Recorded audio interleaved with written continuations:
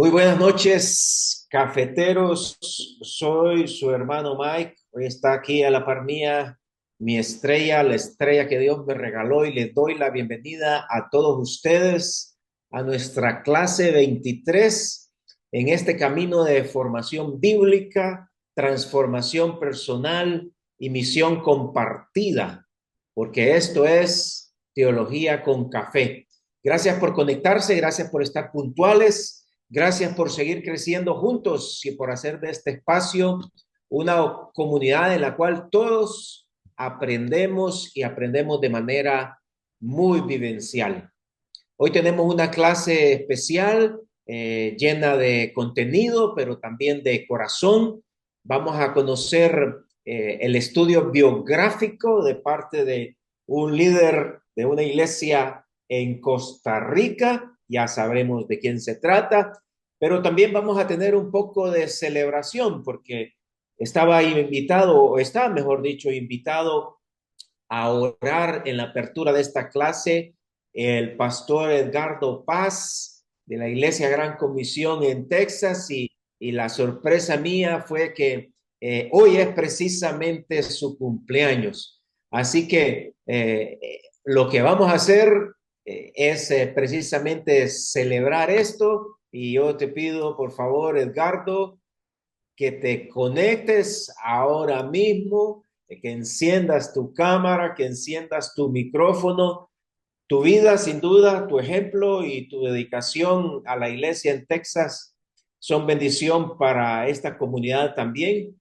Así que agradecemos tu participación, tu espíritu humilde, y queremos cantarte, pero te escuchamos, pero no te vemos, así que te No, pido encender tu cámara. fíjate que la estoy encendiendo y no me deja. Me Dice dice, que es you la can que stop. Vos me ahí tenés está. que dar. A ver, Ok, intenta. Ya. estamos acá. Eso, mire, si está bien celebrado, está bien celebrado.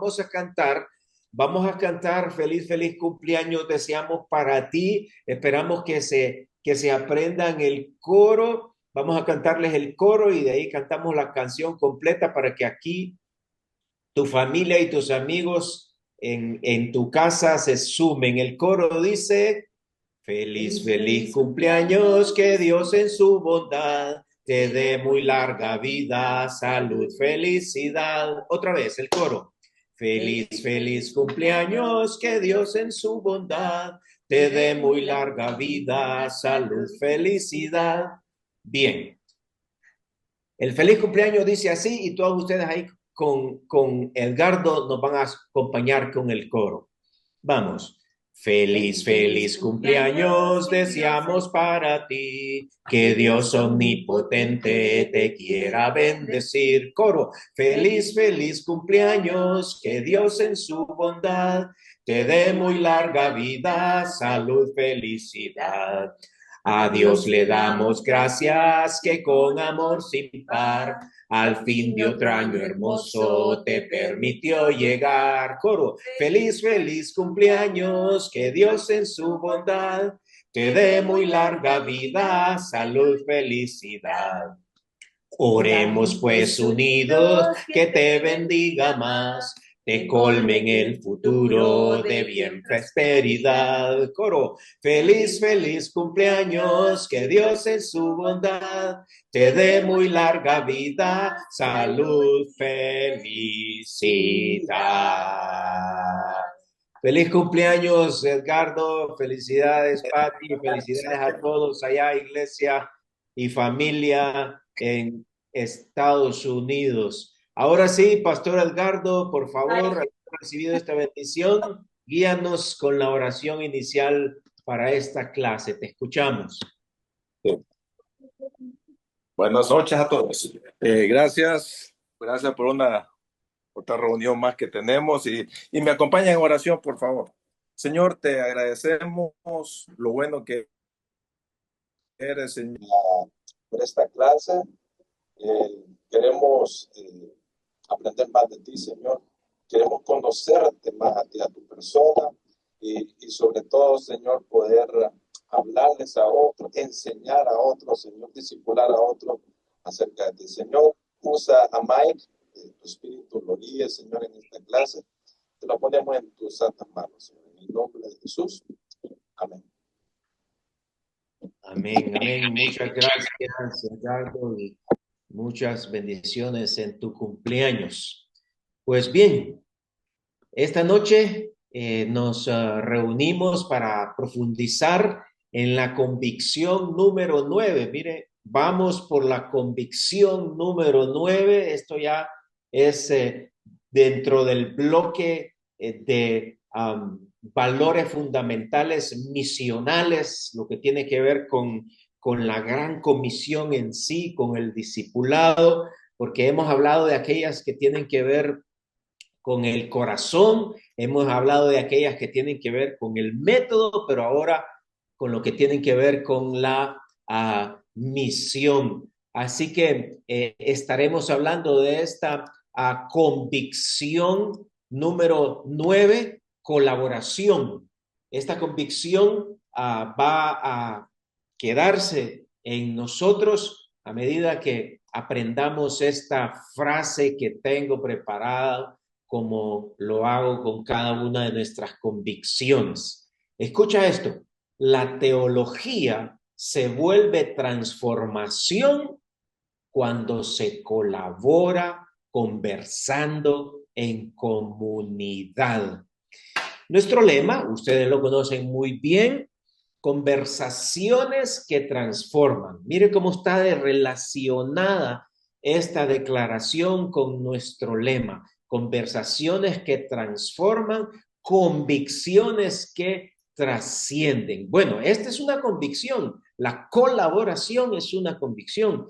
En conjunto, la teología se vuelve transformación solamente cuando ustedes y yo colaboramos conversando en comunidad. Hemos dicho que la primera gran conversación es la que tenemos con nuestro Padre Celestial, pero también hemos dicho que tratándose del discipulado, la conversación que viene a través de este diálogo, de esta interacción entre ustedes y yo, entre ustedes y sus amigos, entre ustedes y su familia, entre ustedes y sus discípulos, basado en la Biblia, es una conversación para edificarnos unos a otros. Conversamos con nuestro Padre y conversamos entre nosotros acerca de la Biblia. Cuando la teología se encierra en un escritorio o cuando se encierra en un librero, puede volverse fría, puede volverse incluso arrogante, pero cuando se conversa en comunidad, cuando se pregunta, cuando se comparte, cuando se escucha, cuando se disiente o cuando se está de acuerdo, cuando se construye, entonces se vuelve transformación real. Cuando el Señor nos llamó a que estuviéramos en comunidad, y por eso fue que Él dijo, donde dos o más estén reunidos, ahí yo estoy en medio, donde dos o más están reunidos. Ahí tenemos una iglesia que conversa, una iglesia que colabora. Por eso decimos, la teología se vuelve transformación cuando se colabora conversando en comunidad. Veamos juntos cómo es que nosotros aquí en Teología con Café definimos esta convicción. Miren, la número 9 ya, y la convicción acerca de la colaboración la definimos así. Es el crecimiento conjunto, o sea, nuestro, de la comunidad mediante el diálogo bíblico, la construcción compartida del conocimiento y el servicio mutuo. Es un diálogo bíblico porque primero cada uno de nosotros habla con la Biblia, interactúa con la Biblia, interpreta la Biblia. Mientras tanto, nuestros hermanos, nuestros discípulos, nuestros maestros están haciéndolo también. Entonces, habiendo leído cada quien, habiendo interpretado cada quien, venimos a construir juntos. Y eso es lo que hacemos en Teología con Café en la parte de los talleres, en la segunda parte de este tiempo.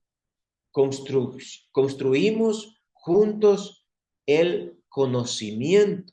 Y recordarán cuando mirábamos principios generales acerca de la interpretación que mencionaba este precepto teológico que dice que si yo soy el único que interpreta la Biblia de esta manera y nadie en la historia de la iglesia ha interpretado de manera semejante, lo más seguro, casi seguro, segurísimo, que mi interpretación no es correcta.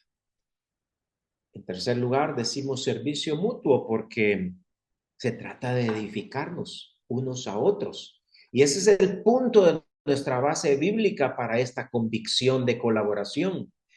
En Teología con Café tenemos la convicción que para estudiar la Biblia y para enseñar la Biblia tenemos que colaborar los unos con los otros. El estudio y la enseñanza de la Biblia no le pertenece a nadie de nosotros en lo individual, nos pertenece en comunión a todos. Dice Colosenses 3:16, así comienza que el mensaje de Cristo, con toda su riqueza, llene sus vidas.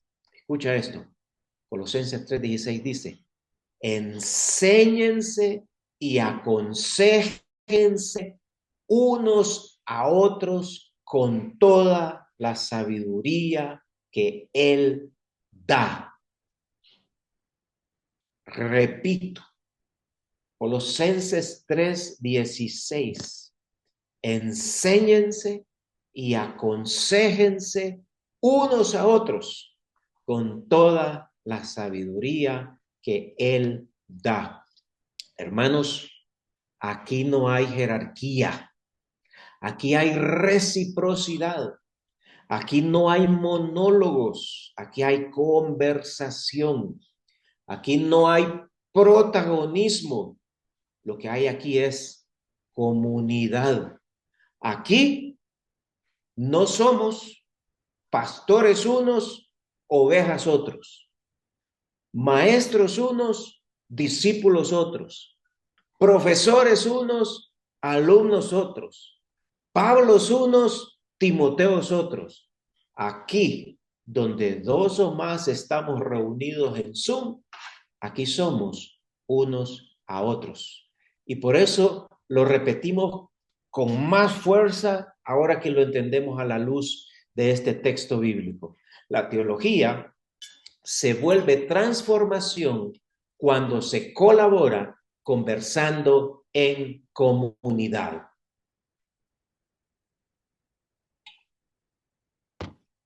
Es hora del café.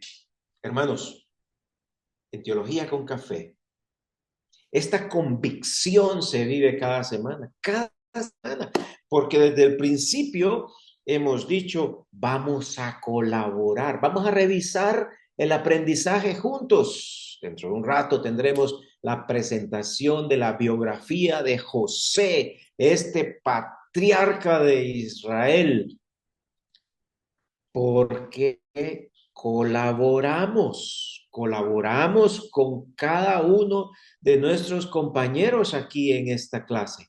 ¿Cómo lo hacemos? ¿Cómo es que colaboramos? ¿Cómo es que participamos en comunidad? Fácil, cuando nos escuchamos sin miedo a corregir ni a ser corregidos. Aquí nadie corrige a nadie porque piensa que sabe más que el otro. Aquí nadie se siente mal porque le corrigen, porque siente que están menospreciando su estudio. No, no tenemos miedo, colaboramos. En Teología con Café, esta convicción se vive cada semana cuando compartimos nuestras observaciones y permitimos que otros las enriquezcan. Hemos tenido presentaciones de diferentes de las tareas y actividades que han surgido aquí en Teología con Café, y es tan emocionante para uno ver cómo ustedes mismos interactúan con sus compañeros precisamente para colaborar. Cuando colaboran, están enriqueciendo. Cuando colaboran, están volviendo realidad la transformación que como discípulos anhelamos. Aquí, cada convicción se vive cuando cada clase no solo es exposición, sino construcción colectiva. Vayan preparándose, porque voy a tener igualmente, como cada clase, una pregunta que les abra el chat para que den su opinión, para que construyan, para que esta construcción sea colectiva. Y finalmente he de decir que esta convicción se vive cada semana, la convicción de colaboración, cuando no estudiamos para lucirnos, sino para edificarnos unos a otros. Repito, Colosenses, enséñense y aconséjense unos a otros con toda la sabiduría que Cristo nos da. Aquí, hermanos, no aprendemos para competir, sino para contribuir. Quiero decirte algo muy en serio, que sea esto una palabra de amonestación y de edificación al mismo tiempo para cada uno de nosotros. Pero te lo digo con seriedad. Cuando compartimos para competir el mensaje de Cristo con toda su riqueza, no nos llenará, no nos llenará.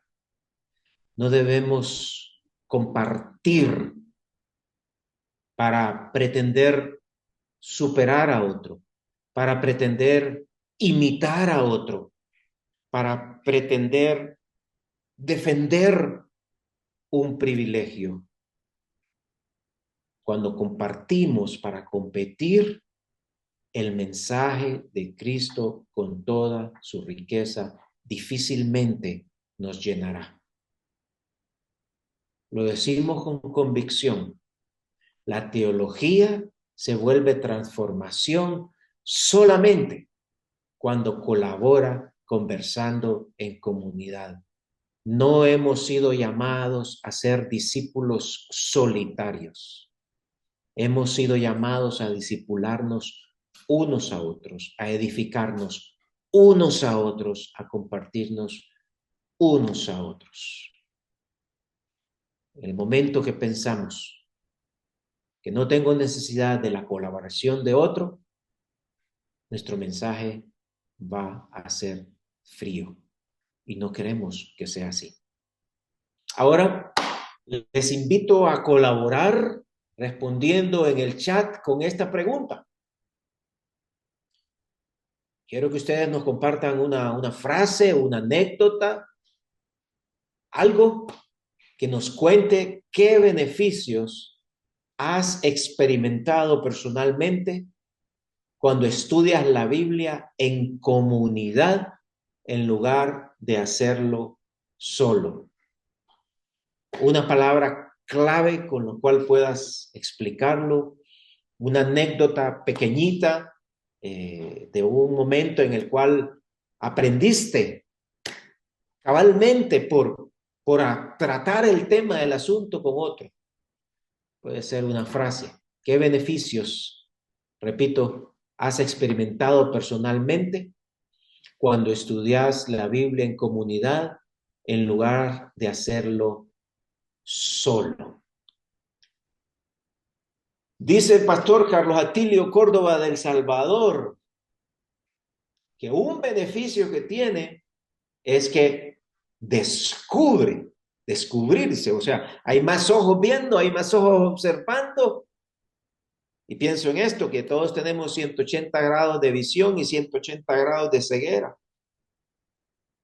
Lo que yo estoy viendo hacia el frente, ustedes no lo están viendo, lo que ustedes están viendo hacia atrás mío, yo no lo estoy viendo.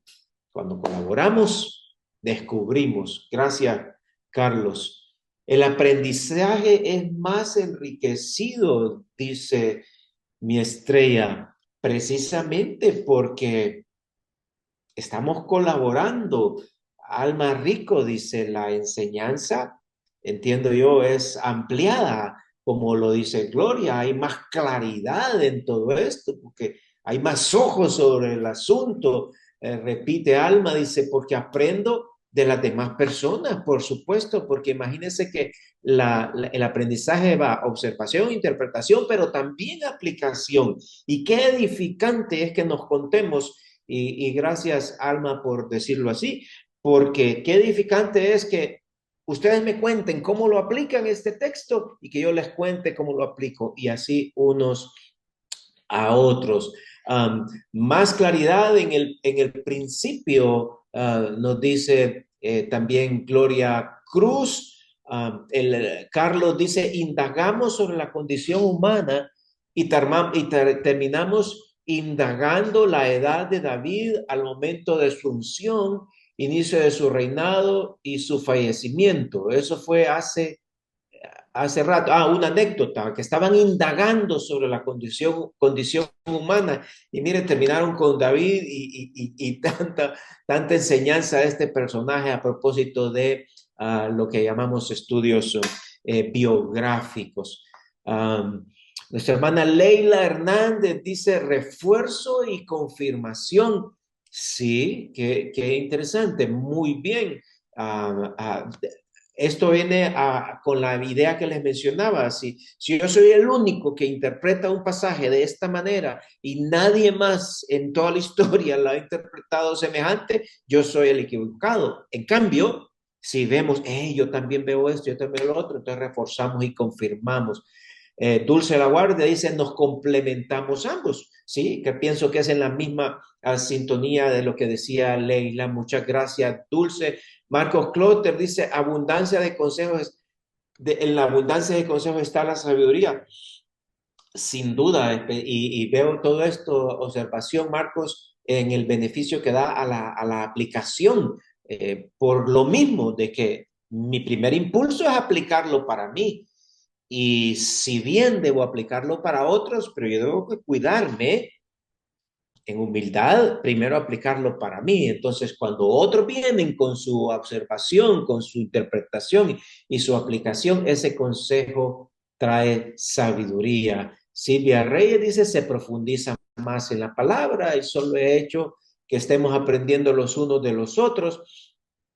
Como dice Colosenses, somos llenos de su sabiduría cuando nos enseñamos unos a otros. Eso es totalmente de acuerdo con Colosenses. Muchas gracias, Silvia Mayra Bartales. Dice, se despejan las dudas y se amplía el conocimiento. Excelente. Elsa dice, nos animamos más y es que es tan emocionante vernos que tenemos un descubrimiento en común, usando la palabra que usaba Carlos Atilio. Ana Raudales dice, nos aclara las dudas, nos enseñan sabiduría, claro. Vemos vemos con los ojos del otro lo que nosotros no alcanzamos a ver. Rudy Vázquez dice, más conocimiento mutuo. Eso es lo que se llama sabiduría, precisamente compartida de lo que es la iluminación, lo que es la llenura, como dice Colosenses, ese conocimiento mutuo. Melvin Silma, vemos diferentes puntos de vista. Y esto es importante, Melvin, porque no necesariamente desde el oriente hacia el occidente vemos la misma figura que si estamos de occidente hacia oriente o de norte a sur, de sur a norte, y podemos ampliar el cuadro, no para defender cada quien su punto de vista, sino para colaborar, para construir. Y así, entonces, afirmamos nuestra fe. Pues bien, dice Lisbea, afirmamos nuestra fe y dice Carlos Sánchez, nos brinda luz y guía, que en efecto eso, esa luz, esa guía es la que nos ilustra la llenura en nuestra vida, que el mensaje de Cristo, dice Colosenses, con toda su riqueza, el solo hecho de mencionar la riqueza, mire, cuánto tenemos que descubrir, cuánto tenemos que ver, cuánto tenemos que colaborar, porque ¿quién de nosotros va a poder con toda esa riqueza? Que llene nuestras vidas individuales, familiares, de la comunidad. Enséñense y aconséjense unos a otros con toda la sabiduría que Él da. Así es, hermanos. La teología se vuelve transformación cuando se colabora conversando en comunidad. Pues bien, para ejemplificar esta convicción, para tener todos hoy, una vez más, una oportunidad de colaborar, esta noche recibimos desde Costa Rica al misionero de la Iglesia Gran Comisión, Carlos Lagos, hijo, un hondureño comprometido con la palabra y con el encargo que se le ha hecho. Así que, Carlos, invito a encender tu cámara y micrófono. Carlos ha preparado un estudio temático, biográfico sobre la vida de José, un personaje bíblico, uno de los patriarcas, uno de los 12 hijos de Jacob, es decir, cabeza de una de las 12 tribus de Israel, el pueblo de Dios. Y este personaje ilustra con fuerza cómo Dios transforma a alguien a través de procesos que con frecuencia son compartidos con otros. Así que, Carlos, gracias por ser parte activa de esta comunidad de aprendizaje. La palabra es tuya, dinos de qué se trata mientras yo voy compartiendo tu presentación. Hey, buenas noches. Gracias, Mike, por la oportunidad y qué privilegio poder compartir esta noche de José. Aquí en nuestra iglesia, estos días, estos meses, vamos a estar hablando de sanidad. Y la razón por la cual escogimos este tema es porque después de mucha oración concluimos que varios de nosotros debemos sanar, hay diferentes áreas en nuestras vidas que debemos, por así decirlo, trabajar en ellas y algunos tienen que perdonar, otros tienen que trabajar en áreas de carácter. Entonces, esta semana yo tuve el privilegio de compartir aquí en San José de José y cayó muy bien para compartirles a ustedes hoy. Nada más para dar un poco de contexto, José era el hijo número 11 de Jacob, era el hijo favorito de Jacob. Podemos ver su historia entre los capítulos 37 y 50 de Génesis, del libro de Génesis. Y pues, como sabemos, era el hijo favorito de Jacob y él se lo demostraba. Y esto pues también los hermanos lo notaban y pues causó envidia y vamos a estar aprendiendo un poco de eso hoy. Yo escogí este tema, sanando como José, del dolor a la bendición, pero de José podemos aprender de muchos temas, por ejemplo, la integridad. Podemos aprender de su honestidad, su carácter. Pero hoy quiero hablar un poquito del dolor a la bendición, de cómo podemos cambiar algo que solo Dios, mejor dicho, puede hacer, transformar el dolor a la bendición. Y aquí lo estoy acompañando con un cafecito también, sabiendo que es una comunidad en la que estamos y también son bienvenidas sus preguntas, su retroalimentación. Entonces, el siguiente texto es del capítulo de Génesis 37. No lo voy a leer todo, sino que recalqué algunas cosas que están en los versos 4 y 5, de que hablan de cómo sus hermanos lo odiaban. Luego dice que José se acercó, tuvo un sueño y lo odiaron más que nunca. Luego en el 18 dice que tramaron un plan para matarlo.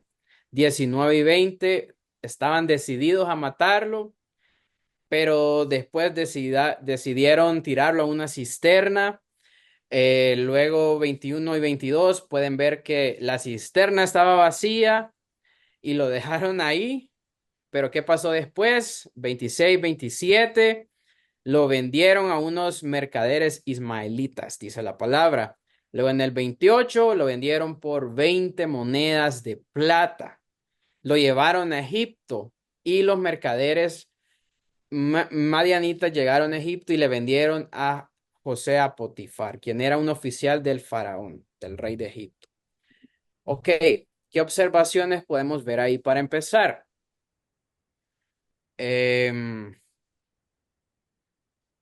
Primero, Dios le dio sueños a José. Aquí hay otra observación que se me olvidó poner y es que José no interpretó esos sueños, solo los contó, algo que me parece muy interesante. La interpretación viene muchos años después. Después dice que sus hermanos lo aborrecían, lo odiaban, tramaban matarlo, o sea que sufrió traición, sufrió un intento de homicidio, sufrió abandono y fue vendido por ellos como esclavo. Esas son las observaciones que yo puedo ver. Luego, interpretaciones. Primero,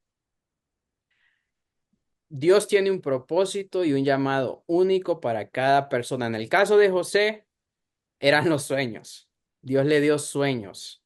Tal vez en ese momento, cuando él los contaba, tal vez él no los interpretaba, pero ese era uno de los dones que él le había dado. ¿Qué otra cosa puedo interpretar yo? Que a veces el dolor profundo puede venir de quien menos lo esperamos, de los más cercanos, en este caso, de sus propios hermanos. ¿Qué otra cosa puedo ver yo? ¿Qué otra interpretación en base a este texto? Que ser fiel a Dios puede causar incomodidad en otros, especialmente si ellos no están alineados con su voluntad. En el caso de sus hermanos, no miraban propósito en esto, no estaban conectados con la voluntad de Dios. ¿Qué pasó después? Dice, otra interpretación que puedo ver es que el abandono humano abre espacio para que experimentemos la fidelidad de Dios de manera más íntima. Ahí estaba José en ese momento. Los humanos más cercanos que él tenía, sus hermanos, lo habían abandonado y ese fue el momento que Dios usó para que la relación con José se fortaleciera. Y otra interpretación que yo puedo ver es que la injusticia no limita el poder de Dios. Él puede usar incluso los actos más bajos para abrir puertas de bendición. ¿Y por qué digo esto? Porque lo que pasó con José fue algo injusto. Fue vendido. Eso causó traumas en José. Yo no lo dice la Biblia, pero estoy casi seguro. Nosotros aquí en San José trabajamos con personas que han sido víctimas de trata de personas, que fueron víctimas cuando eran menores de edad, eran adolescentes, y ahora estamos trabajando con ellas que tienen 40, 50 y 60 años y esos traumas aún están. Por eso el trabajo y la sanidad de Dios es integral. Él trabaja lo mental, él trabaja lo físico también y lo espiritual. Y en este caso, en eso me quiero enfocar, como les dije al principio, en la sanidad integral que tuvo José a lo largo de los años. Ok, ¿cómo podemos aplicar esto que acabamos de leer? vamos a la parte de aplicación, por favor.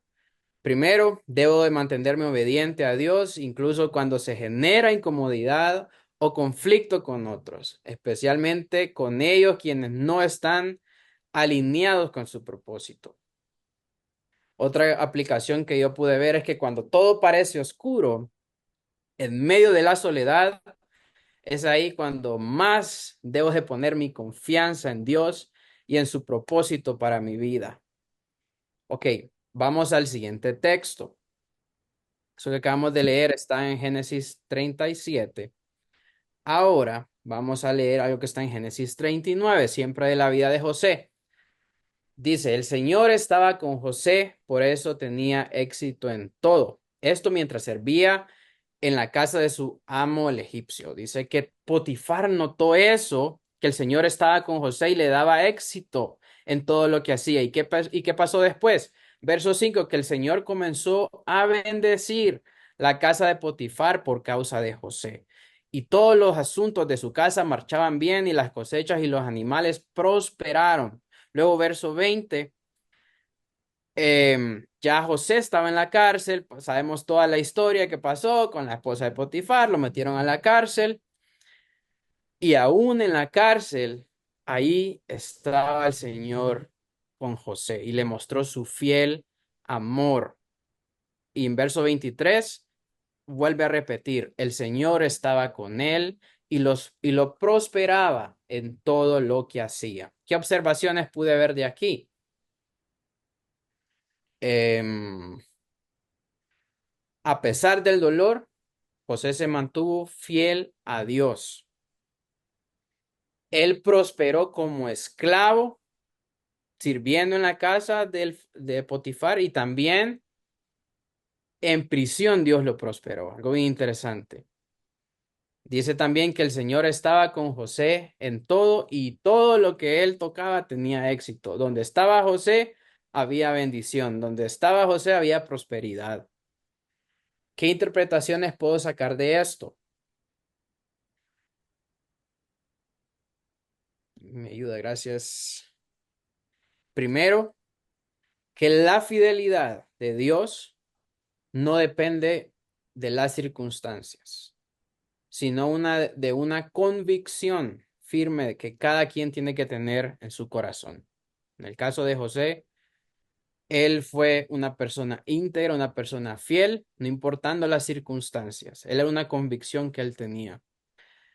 ¿Qué otra interpretación? Que la bendición de Dios no está limitada por el entorno físico o social. Siendo un esclavo o estando en la cárcel, ahí estaba Dios, ahí estaba su bendición. Luego, la prosperidad, ¿verdad? Y eso es algo que me puse a estudiar un poquito porque la prosperidad, cuando la Biblia habla de la prosperidad, no siempre es de riqueza. También puede hablar de fruto, también puede hablar de favor o de propósito en medio de la dificultad.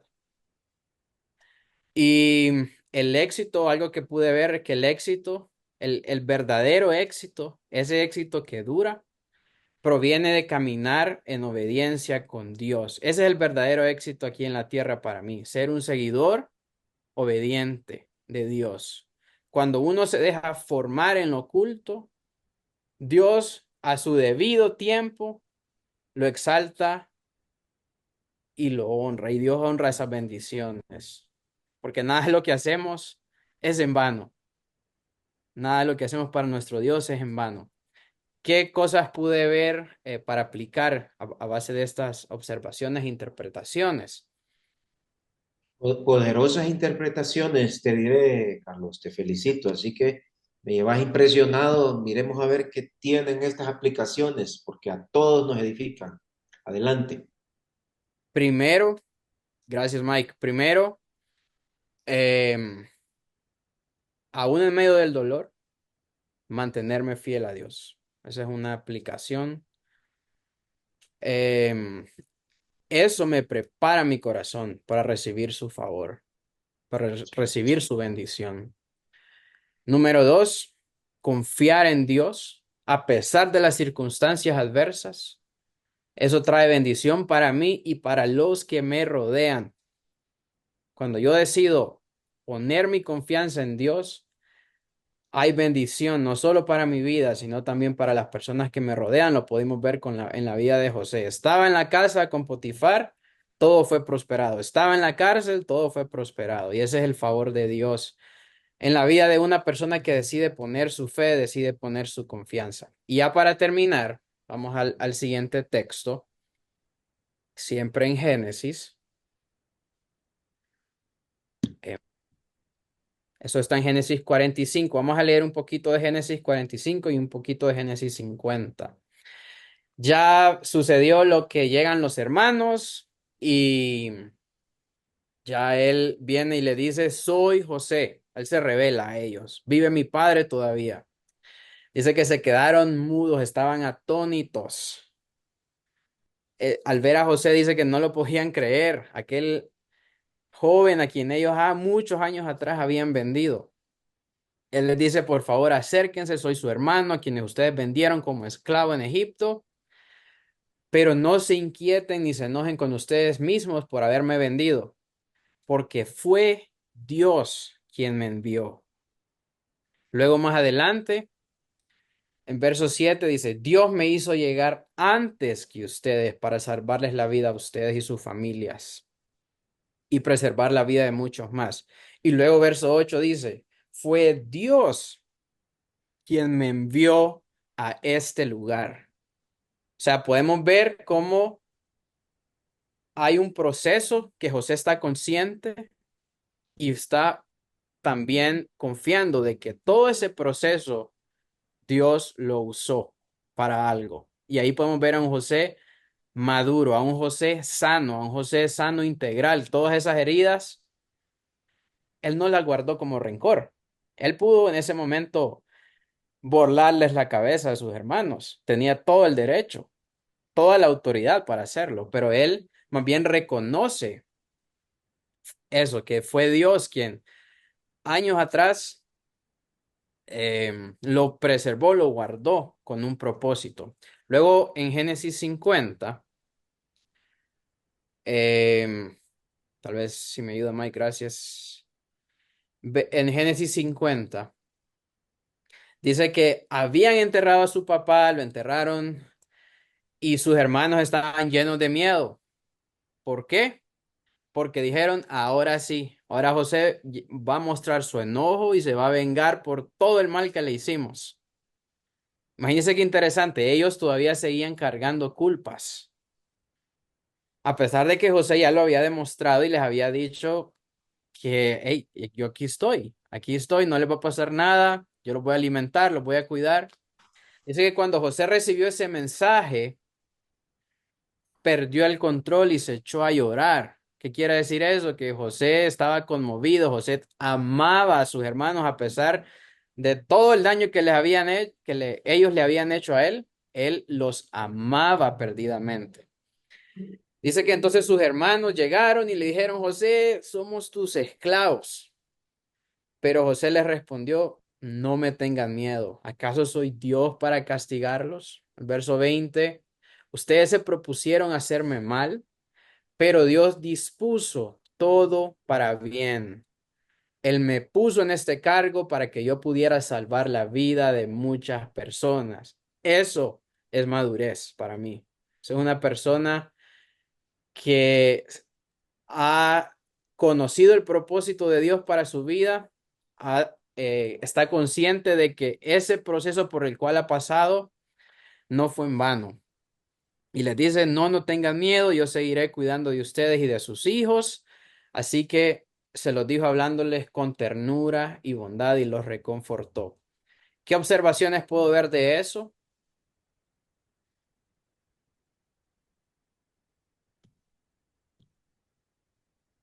Primeramente recalco eso que él textualmente dijo, fue Dios quien me envió. Dios me hizo llegar antes.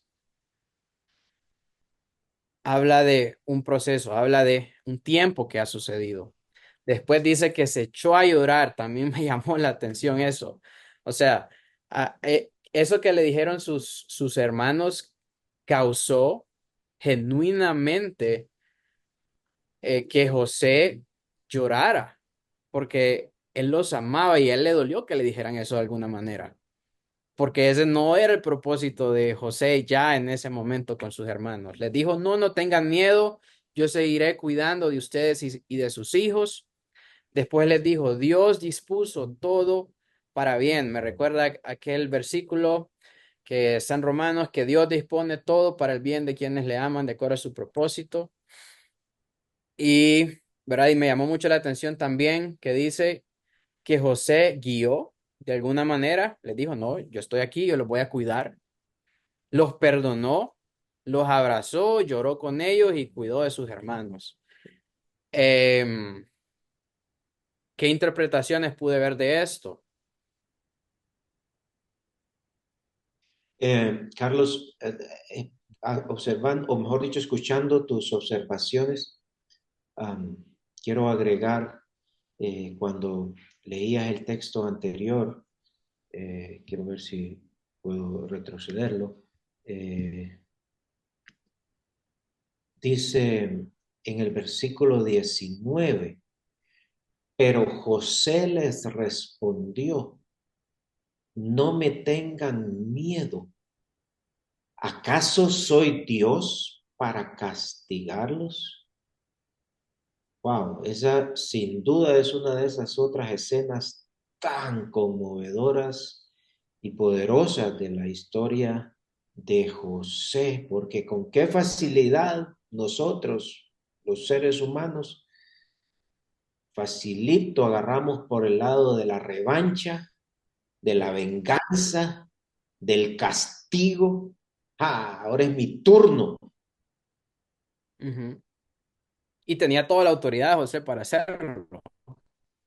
Sin duda, pero qué humildad, ¿verdad? ¿Acaso soy Dios? Yo no lo soy. Sí. Seguimos entonces con tus interpretaciones. Primero, José les recordó a sus hermanos que el propósito de Dios es más grande de lo que ellos imaginan. Él les dijo, yo estoy aquí para cuidarles. Él me usó para preservar sus vidas, preservar la vida de sus familias, cuidarles, darles de comer. Algo que también puedo ver es que Dios cuida de sus hijos en todo momento. Podemos ver en la vida de José cómo esto fue realidad, cómo Dios cuidó en todo momento de su hijo. Yo sé que esta es una frase que se puede hasta mal utilizar, pero es una realidad, es que el tiempo de Dios es perfecto siempre. Así es como Dios ve el tiempo de una manera perfecta, no como nosotros lo vemos. También otra cosa que puedo ver es que Dios tiene el poder para transformar lo malo, lo que nosotros vemos como malo, lo que no entendemos, lo que parece que no tiene salida, en bendición. Lo que usted decía, que José tenía todo el poder para vengarse, pero decidió bendecir. Sí, Y algo clave que yo veo ahí es que él decidió perdonar. Creo que no hubiera sido posible esta actitud de él hacia sus hermanos si él, perdón, no hubiera decidido perdonar lo que le hicieron. Eso lo liberó, me imagino, y lo sanó. Em, ¿Qué podemos aplicar de eso? ¿Qué puedo aplicar yo de esto, esas interpretaciones que vi?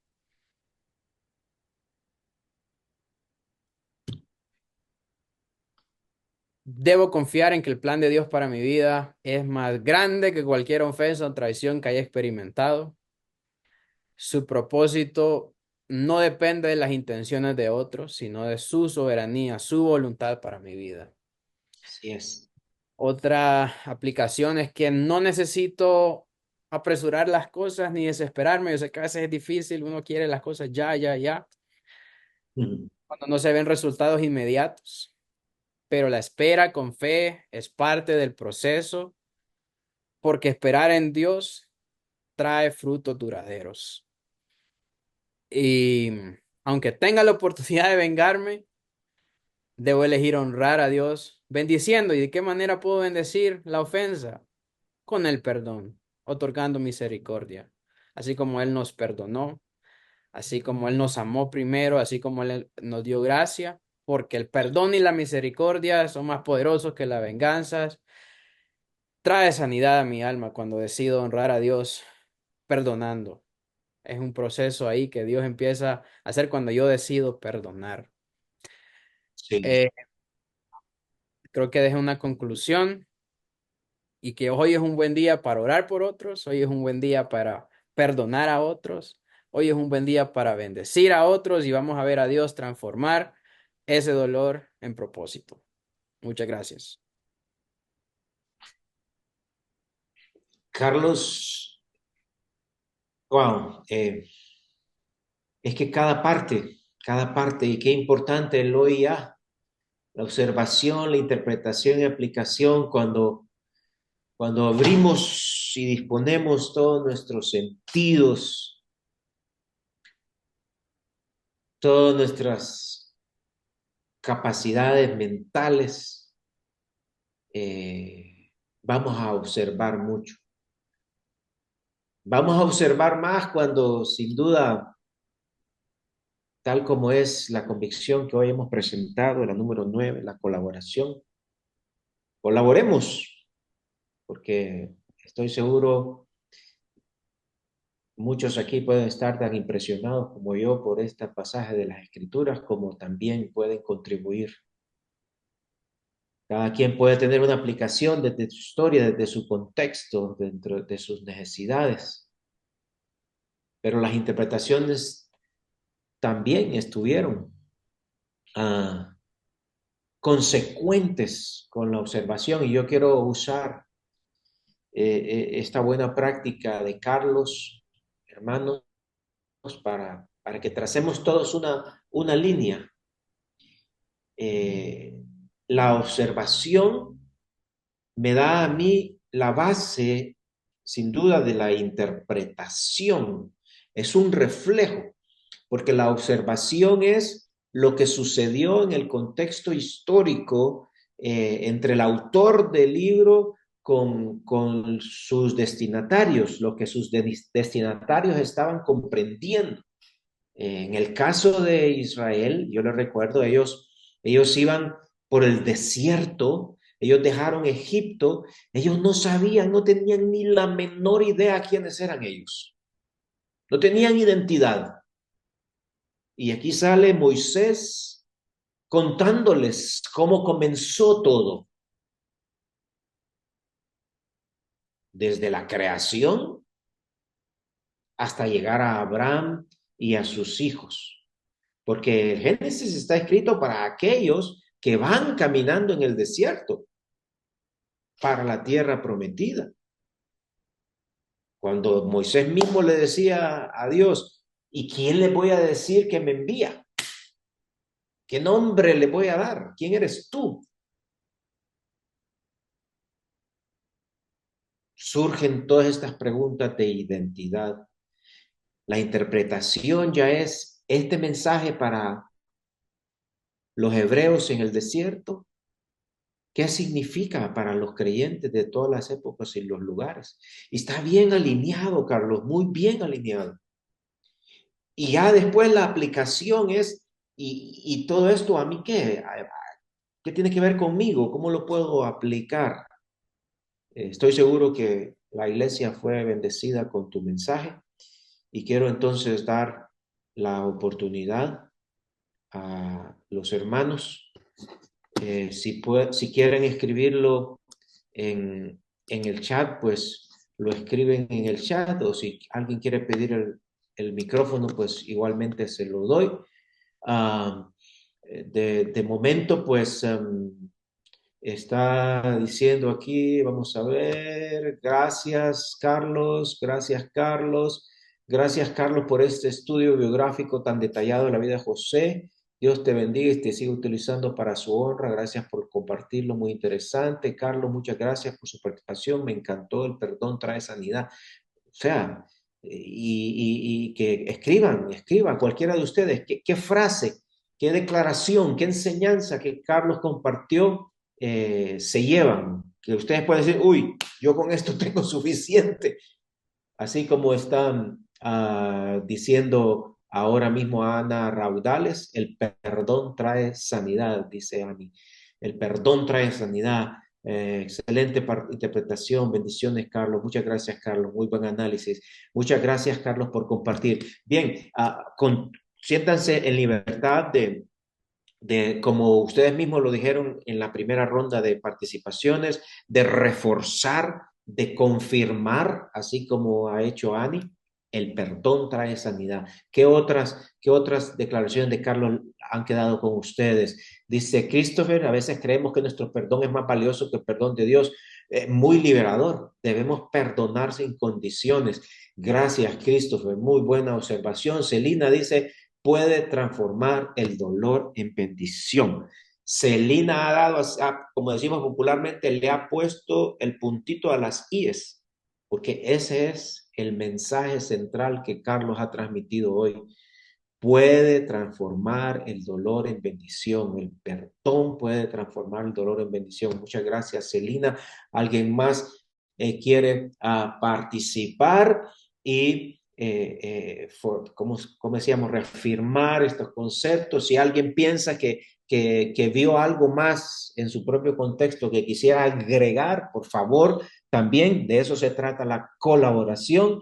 Dice Marcos Clotres, en medio del dolor, mantenerse fiel a Dios. Y Marcos, yo sé lo que hay detrás de tus palabras y te mando un abrazo a vos, a tu esposa y a todos ahí en tu casa. Pero así es, en medio del dolor, mantenerse fiel como José. José tiene una historia en la cual hay personajes peculiares en las escrituras. Todos somos pecadores. Ciertamente todos somos pecadores, pero por ejemplo, de Daniel no se nos cuenta ningún pecado. No que no haya sido un pecador, pero no se nos cuenta un tan solo pecado. Y algo parecido es José, ¿verdad? Que en medio de sus luchas, pues los intérpretes tienen ahí su que no concluyen si José pecó o no cuando hacía alarde de sus sueños, ¿verdad? Pero indistintamente de eso, cómo termina, si bien es tan importante cómo avanzó, pero cómo termina dice muchísimo más. Tu pasado no te define. Tu pasado no te define. Y si José falló, al final lo recordamos por esa gran victoria de perdón.